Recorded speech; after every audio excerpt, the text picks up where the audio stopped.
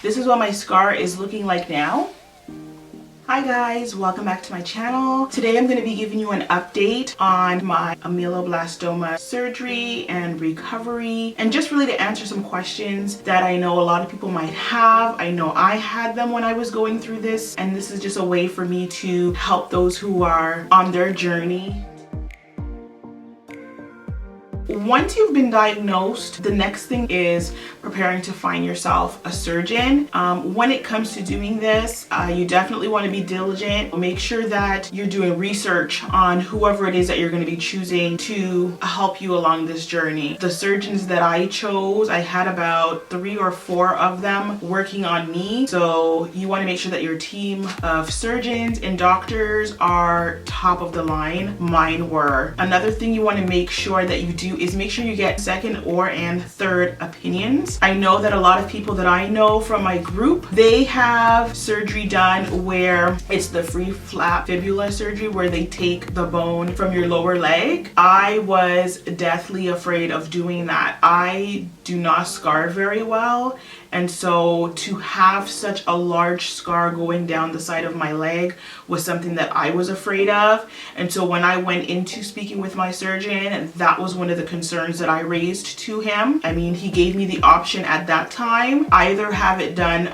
by my leg or to have it by my hip. So the bone removed from my hip or bone removed from my leg. Had I chosen to do the bone removed from my hip, that would have been a 2-part surgery, and I really didn't want to have to go under the knife twice. So I decided on doing the free flap surgery, which was the surgery where the bone would be removed from my lower leg to be put into my jaw. So that was what I had decided on, and that was what we were going to be doing. For me though, in particular, right before I had my surgery, I had a car accident where someone rear-ended me, and so that changed a lot of things. Doctor had to make a lot of last-minute changes and changes in decisions, and so literally the week before my scheduled surgery date, we changed surgeon. Well, one of my surgeons were changed, and the new surgeon that I got, he decided that for him personally,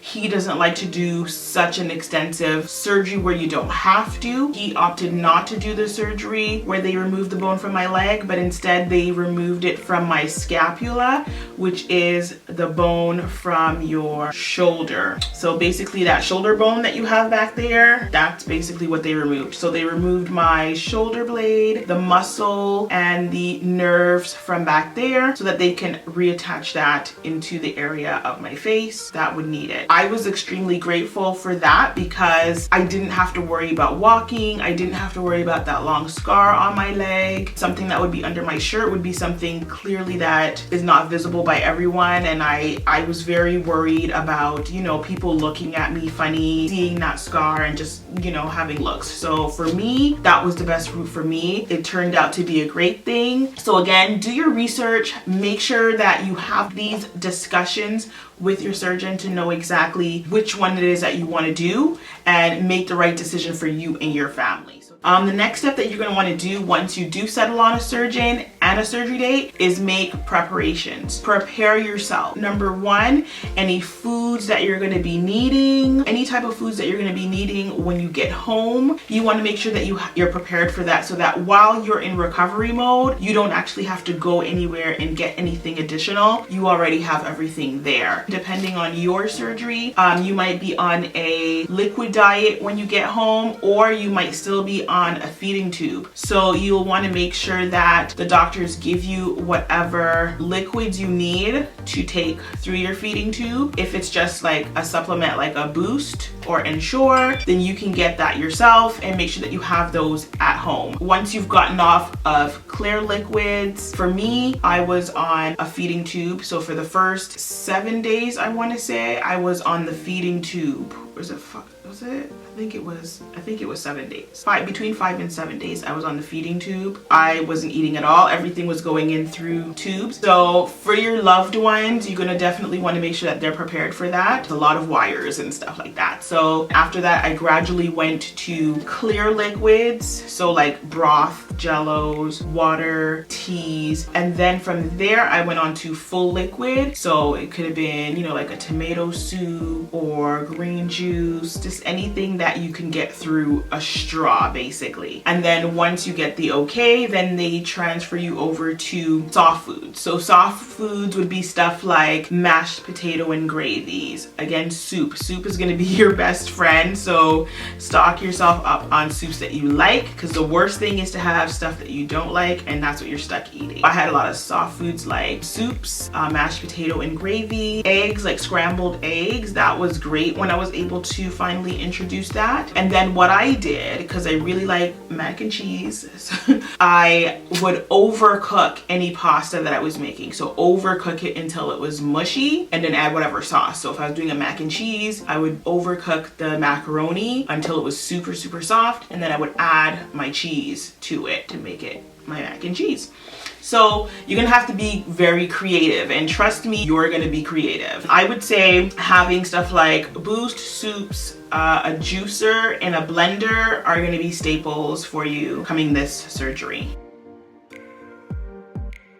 The next thing that is highly important is your support team. I can't even stress enough how important it is to have a team of people that you trust and people that love you, that's gonna have your back, be your advocate during this process. So for me, I had my husband, I had my mother, I had my sister, and I had friends. My friends came to visit me while I was in the hospital in intervals, which was great in boosting my spirits. And then I had my sister, my mom, and my husband with me at the hospital. Now at the hospital, this might be a little bit tricky now because of COVID-19 and them not allowing a lot of people, but I would fight with everything that you can to at least have 2 people in rotation coming for you at the hospital. So for me, I had my mother that was there that would make sure I was bathed, my clothes was changed, I was looking, feeling, and smelling great, because again, that's going to be something that impacts your whole morale while you're in there, and you want to do everything that you can to speed up your recovery. So those are things that I had for me. So my mom would stay overnight into morning, and then she would leave, and then my husband or my sister would come depending on how everyone was feeling, because again, it's a big job. It takes a toll on your family and your friends too. Just the fact of, number one, when you come out of surgery, you look nothing like yourself. It's scary for a lot of people who've never seen anything like that before. So you're definitely going to want to have somebody that you know can bear that and that you trust. 2 people minimum is what I would say, and they don't necessarily have to be in the room with you at the same time, but that they can rotate. One person come, like, you know, one half of the day and the other person come one half of the day. That way it gives them time to rest and recoup while the other person is there, and then they can switch out and that other person can rest and recoup while the other person is there. So that was key for me. It kept everybody in good spirits, which in turn kept me in good spirits. So that is what I'm recommended for you. If you don't have that and you have friends, again, try whatever you can to get that support that you need.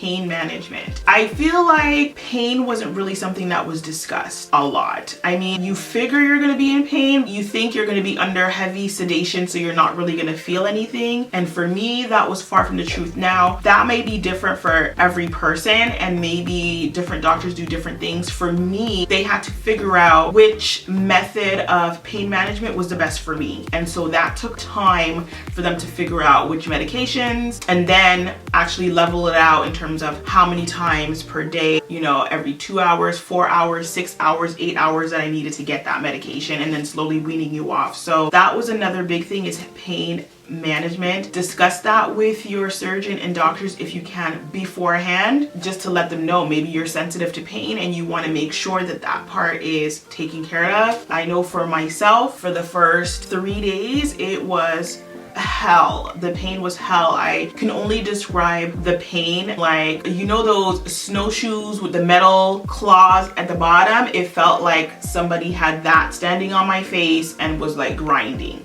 That's what it felt like.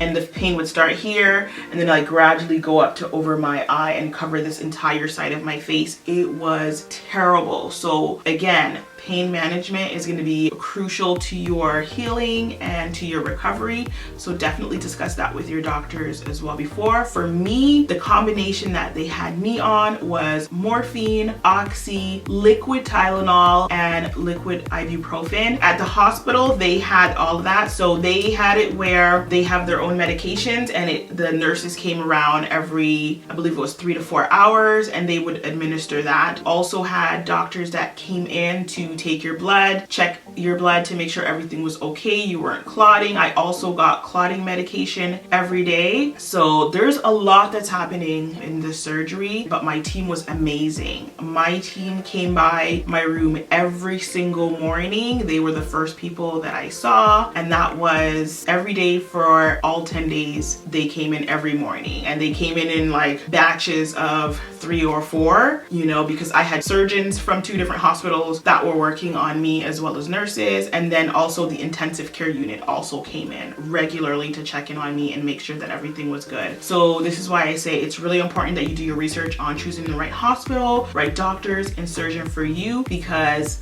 that's going to be crucial to your recovery. Oh, and with the pain medication, for me, one of the nurses said, you know what, before you go home, I'm going to give you some of these syringes so that you can take home. It was basically a syringe with like a straw looking part that goes over the needle part, and so you could pull up any medications that you had. So if I had liquid Tylenol, like I had to go and buy the liquid Tylenol when I got home, and it was the children's Tylenol, but the pharmacist gave me the recommended dosage for an adult with that bottle. So I had bottles and bottles of the children's Tylenol and ibuprofen, and so I knew exactly how much to take out with that syringe and put it in through the little hole that I managed to have, because I had elastic bands keeping my mouth shut for a few weeks after I left the hospital.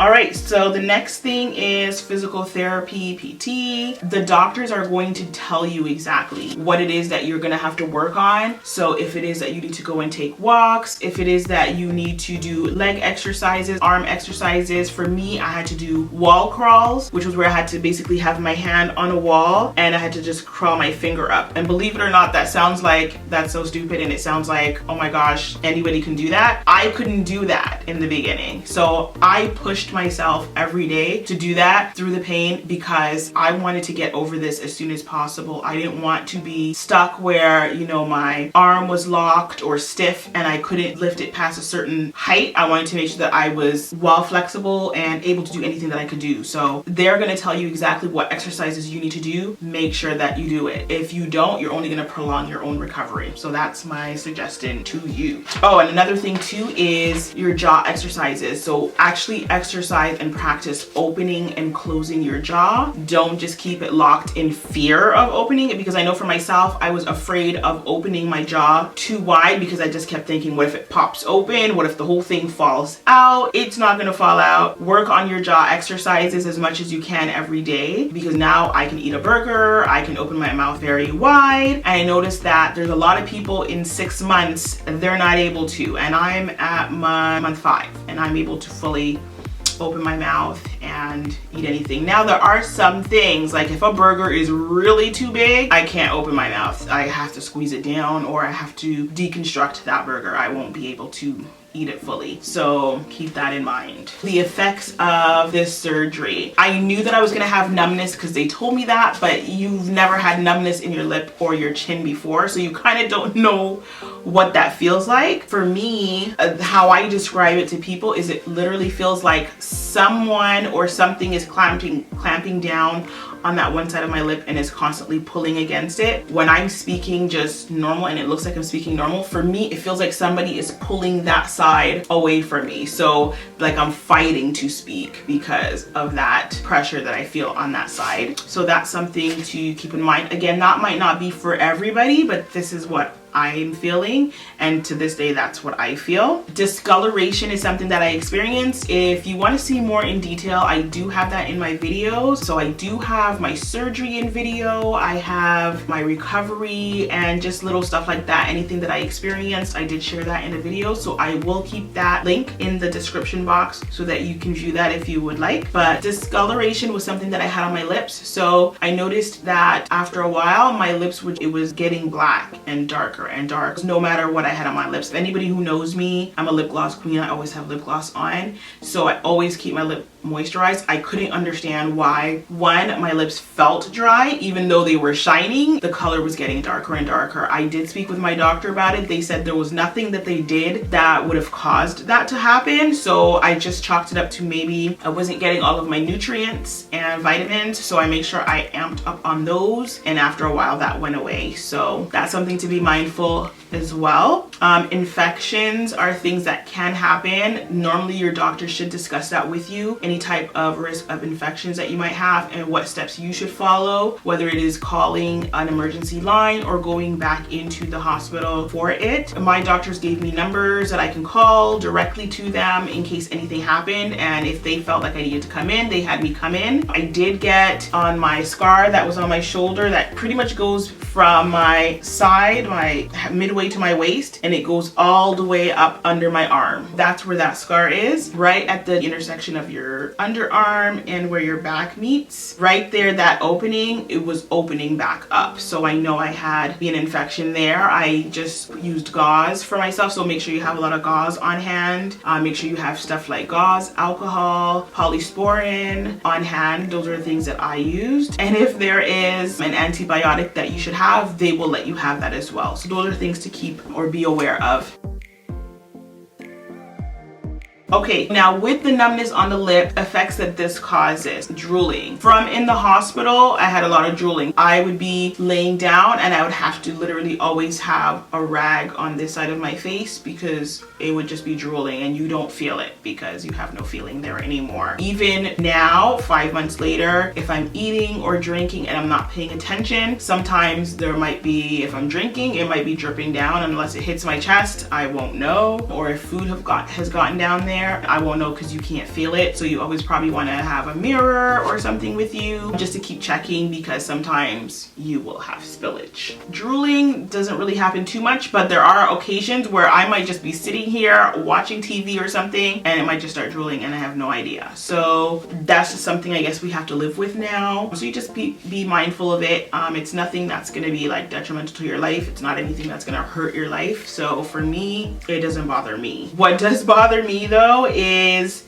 biting my own lip or food cutting my lips. So if I'm eating, for example, pizza and the crust is really crunchy, sometimes when I'm biting, I don't realize that the corner of the crust is scratching this side of my lips and it actually cuts it. That happens. Or sometimes I'm speaking or eating and there's a part of my lip here that will fold over into my mouth and I just don't know, I can't feel it. So my teeth will bite down on it and I will have absolutely no idea until I either go in the mirror and notice that it's swollen. So that's another thing that you'll want to be mindful of. I think that is pretty much it. If you have any other questions, please don't hesitate to ask me. You can send me a personal DM if you want to, or you can leave the question down in the comments below. Another thing is, if you are going through this, or if there's someone that you know who's going through this and is looking for support, looking for help, looking for answers, we do have a Facebook group. I will leave the link down below for that as well. I found that extremely helpful for me, and to be really honest, they're the ones who got me through a lot of it, because my friends and family just could not fully understand what I was going through a lot of the time, and these guys did. So definitely check out that link. I will leave that down in the description box below, and definitely join that group. Don't be afraid to ask any of them any questions. There we have photos, videos, questions, answers, and just a slew of people ready to help you. I will have my next doctor's visit in July, hopefully, if it's not canceled. I hope not, because I really want to know what the progression is. So my next appointment is in July. I will be flying back to Toronto to have, you know, my x-rays done and see where I'm at, and I will give you guys an update at that time. So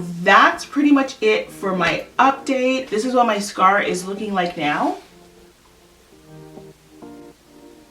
So it's not that bad. They did recommend scarring creams and gels that you can use to rub on them every day. That's totally up to you, of course. I would love for you to share your experiences with me too. So again, don't be afraid to share your comments with me down below. And please don't forget, subscribe for new videos, like, and share with your friends. Thank you so much for watching, and I hope to see you soon. Bye.